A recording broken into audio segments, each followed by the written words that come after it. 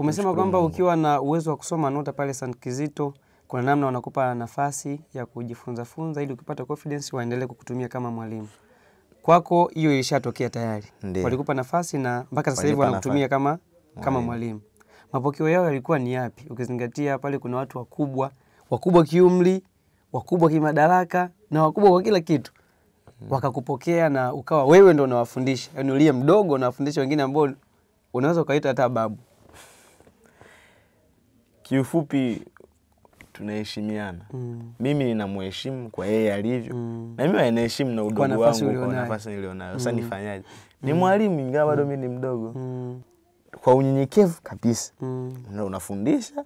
Ikitokea umekosea, unaambiwa umekosea hivi, basi maisha yanaendelea. Kwa hiyo walikupokea vizuri kabisa na wanakupa ushirikiano mzuri kabisa.